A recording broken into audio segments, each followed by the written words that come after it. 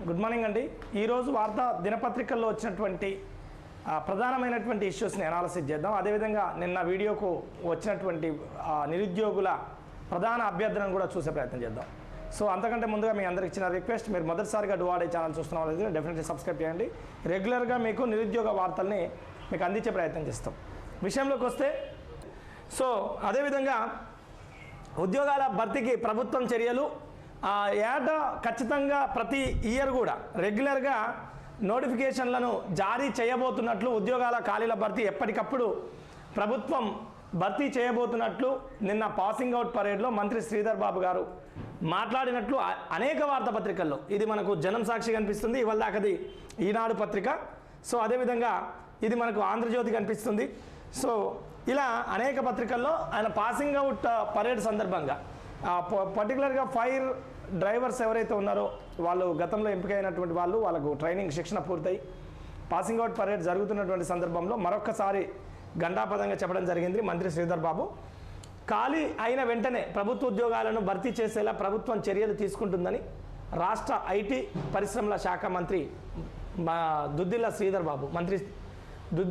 బాబు అన్నారు. రంగారెడ్డి జిల్లా ఒట్టినాగులపల్లిలో TG fire services civil defence training ఇన్స్టిట్యూట్లో శనివారం జరిగిన 196 మంది అగ్నిమాపక శాఖ డ్రైవర్ ఆపరేటర్ల పాసింగ్ అవుట్ పరేడ్కు మంత్రి ముఖ్య అతిథిగా హాజరై గత 10 ఏళ్లుగా నిలిచిపోయిన ఉద్యోగాల భర్తీని సీఎం రేవంత్ రెడ్డి నేతృత్వంలో ప్రజాప్రభుత్వం తిరిగి పట్టాలెక్కించింది. భర్తీ ప్రక్రియలో ఏర్పడిన న్యాయపరమైన ఇబ్బందులను ఒక్కొక్కటిగా పరిష్కరిస్తూ నియామక పత్రాలని చిత్తశుద్ధి అందజేస్తున్నాం. ఈ అంశంలో మా ప్రభుత్వం చిత్తశుద్ధితో వ్యవహరిస్తుందని చెప్పడం జరిగింది. ఆంధ్ర జ్యోతి దినపత్రికలో ఈ వార్త రాయడం జరిగింది. ఇక ఈనాడులో కూడా అదే వార్త కనిపిస్తుంది. ఖాళీగా ఉన్న ప్రభుత్వ ఉద్యోగాలను భర్తీ చేసేందుకు ప్రభుత్వం త్వరలో చర్యలు చేపడుతుందని మంత్రి శ్రీధర్ బాబు అన్నారని కనిపిస్తుంది.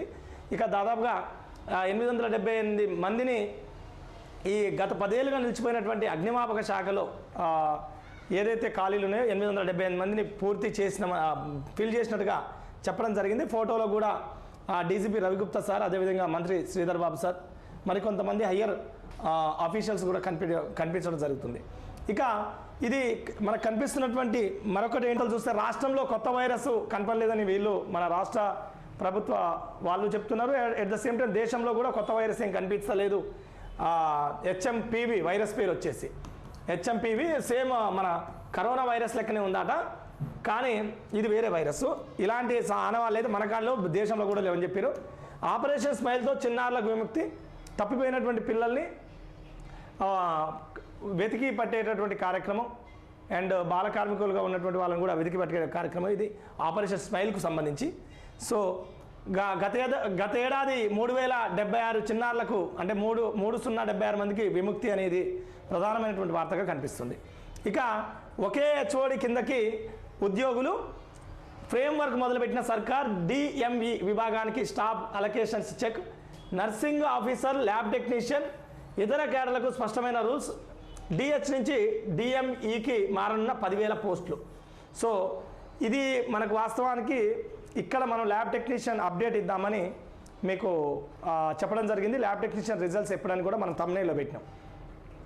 ల్యాబ్ టెక్నీషియన్ రిజల్ట్స్ అనేది కొంతమంది కోర్టును ఆశ్రయించారు. మాకు 20% కాదు, మాకు మరొక 20 మార్క్స్ కాదు, మరొక 10 మార్క్స్ 10 పాయింట్స్ని యాడ్ చేయండి, అంగన్వాడీ టీచర్లకు కూడా ఇస్తున్నారు కదా అని వాళ్ళు ఆశ్రయించారట. దాంట్లో భాగంగా కొంత ల్యాబ్ టెక్నీషియన్ రిజల్ట్స్ లేట్ అవుతున్నది అనేది మేము తెలుసుకున్నటువంటి అప్డేట్. సో దానిపైన ఇంకా పూర్తి స్థాయిలో కూడా తెలుసుకొని ఒక వీడియో స్పెసిఫిక్గా చేస్తాను నేను ల్యాబ్ టెక్నీషియన్ వాళ్ళ కోసం, ఓకేనా. సో ఇది ల్యాబ్ టెక్నీషియన్ సంబంధించి. ఇక ఒకే హెచ్ఓడి కిందకి ఉద్యోగులనే అనేది ఏదైతే ఉందో వైద్య ఆరోగ్య శాఖ నుంచి ఒకే హెచ్ఓడి కింద ఉద్యోగులుగా పనిచేయనుందో ఇందుకోసం ప్రభుత్వం ఫ్రేమ్వర్క్ మొదలుపెట్టింది. నర్సింగ్ ఆఫీసర్లు అంటే నర్సింగ్ ఆఫీసర్లు, ల్యాబ్ టెక్నీషియన్లు, ఫార్మసిస్టులు వీళ్ళందరూ కూడా పబ్లిక్ హెల్త్ పరిధి నుంచి డైరెక్టరేట్ ఆఫ్ మెడికల్ ఎడ్యుకేషన్ విభాగానికి 10,000 మందిని ట్రాన్స్ఫర్ చేస్తున్నట్టు ఈ వార్త రాయడం జరిగింది. ఎందుకంటే వాళ్ళకు అడ్మినిస్ట్రేషన్ దృష్ట్యా కొంత ఇబ్బంది అవుతుందని. ఇక సర్వీస్ ఓరియంటేషన్కు ప్రతిరూపం రెవెన్యూ శాఖ, గ్రూప్ 4 ద్వారా జిల్లాలో 44 మంది ఎంపిక అన్నట్టుగా మెదక్ జిల్లా అదనపు కలెక్టర్ నాగేష్ గారు మెదక్ జిల్లా బ్యూరో జనం సాక్షి పత్రికలు రాసిరు. సో చిన్న స్థాయి ఉద్యోగం అని ఏమనుకోకండి, మంచి ఉద్యోగం అని ఈ వార్త యొక్క పూర్తి కథనంగా ఇక్కడ అదనపు కలెక్టర్ మాట్లాడినట్టుగా వార్తలో చెప్పడం జరిగింది. సో ఇది గ్రూప్ 4 సంబంధించినటువంటి విషయం. ఎవ్రీడే మార్నింగ్ ఇంకా కూడా ఎర్లీగా మా టెక్నికల్ టీంని కొంత ఇంకా ఎర్లీగా లేవమని చెప్తాం, కొంత మీకు తొందరగా వార్తల్ని తీసుకొచ్చే ప్రయత్నం చేస్తాం. రెగ్యులర్గా డువాడే ఛానల్ నుంచి మీకు వార్తలు అనేది స్పెసిఫిక్గా నిరుద్యోగులని దృష్టిలో పెట్టుకొని వాళ్ళకి రిలేటెడ్ వార్తల్ని తీసుకొచ్చే ప్రయత్నం చేస్తాం. Thank you so much. ఇంకా మీరు డువాడే ఛానల్ సబ్స్క్రైబ్ చేయకపోతే సబ్స్క్రైబ్ చేయండి.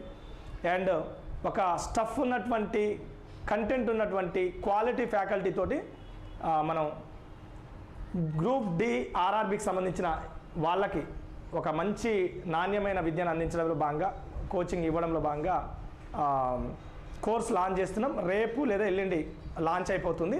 ఇవాళ యాక్చువల్గా ఈరోజు అనుకున్నాం, లేట్ అయిపోయింది. ఓకేనా? సో డెఫినెట్లీ బాలాచరవని యాప్ డౌన్లోడ్ చేయండి. అండ్ కింద వాట్సాప్ గ్రూప్ లింక్ ఉంది, దాన్ని క్లిక్ చేసి ఆర్ఆర్బి గ్రూప్ డీలో వాట్సాప్ గ్రూప్లో జాయిన్ కండి. ఎప్పటికప్పుడు అప్డేట్లు ఇస్తాం. Thank you so much. మరొక మంచి వీడియోలో మరింత బెటర్గా కలిసే ప్రయత్నం చేద్దాం. Thank you.